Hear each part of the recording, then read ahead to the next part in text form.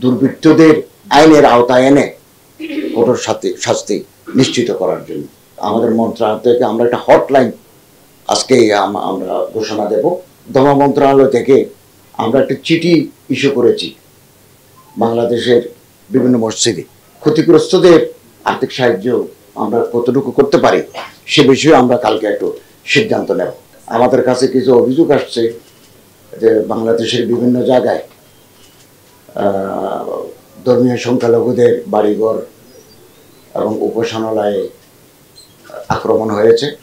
আমরা এটা তীব্র নিন্দা জানাই এবং সংখ্যালঘু সম্প্রদায়ের পাশে ধর্ম মন্ত্রণালয় সবসময় আছে, আগেও ছিল, এখনও আছে, আগামী দিনেও থাকবে। এবং আমরা জেলা প্রশাসকদের মাধ্যমে ক্ষতিগ্রস্ত উপাসনালয় এবং যাদের বাড়িঘর বিনষ্ট হয়েছে, যাদের অন্যান্য ক্ষতি হয়েছে তাদের তালিকা আমরা মন্ত্রণালয়ের মাধ্যমে সংগ্রহ করছি এবং আমরা আগামীকাল বিকেলে মাননীয় প্রধান উপদেষ্টার সাথে সংখ্যালঘুদের নেতাদের আমরা একটা বৈঠকের ব্যবস্থা করেছি।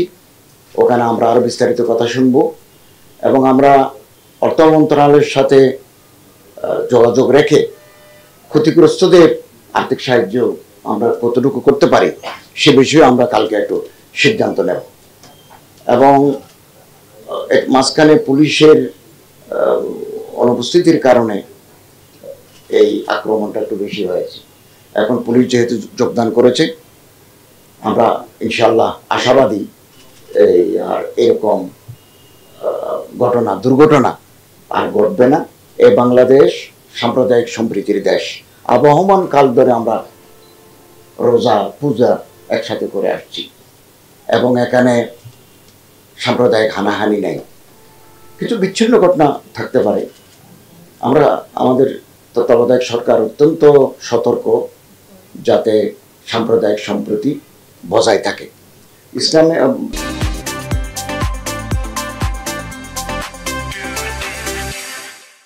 ধর্ম মন্ত্রণালয় থেকে আমরা একটা চিঠি ইস্যু করেছি বাংলাদেশের বিভিন্ন মসজিদে এবং ওখানে আমরা বলেছি আপনারা ইমাম সাহেবরা খুতবায় মুসলমানদের অধিকার, তাদের উপাসনালয় সংরক্ষণ, 5 ওয়াক্ত নামাজেও আমরা এগুলো ইমাম বলার জন্য ইমামদেরকে আমরা নির্দেশ দিয়েছি এবং জান মাল উপাসনালয় তাদের ইজ্জত যাতে অক্ষুণ্ণ থাকে এ ব্যাপারে মানে মোটিভেশনাল বক্তৃতা করার জন্য ওয়াজ করার জন্য আমরা ইমাম সাহেবদেরকে বলেছি এবং এটা অলরেডি কাজ শুরু হয়ে গেছে।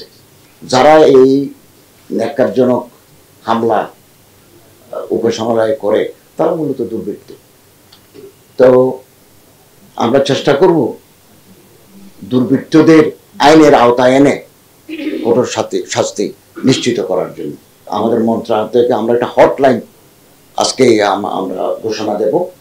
বাংলাদেশের কোথাও যদি কোনো উপাসনালয় অথবা কারো বাড়িঘর কারো সম্পত্তি আক্রান্ত হয় তিনি যদি হটলাইনে যোগাযোগ করেন আমরা স্বরাষ্ট্র মন্ত্রণালয়ের সাথে সমন্বয় করে তাৎক্ষণিক ব্যবস্থা নেওয়ার আমরা উদ্যোগ নেব।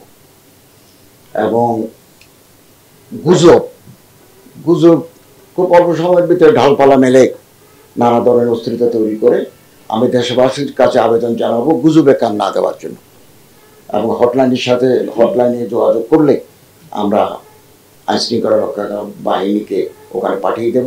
তবে আমাদেরকে সতর্ক থাকতে হবে যাতে দুর্বৃত্তরা আমাদের সম্প্রীতি নষ্ট করে একটা অস্থিতিশীল পরিস্থিতি যাতে তৈরি করতে না পারে এ ব্যাপারে আমাদেরকে অত্যন্ত সচেতন এবং সজাগ থাকতে হবে।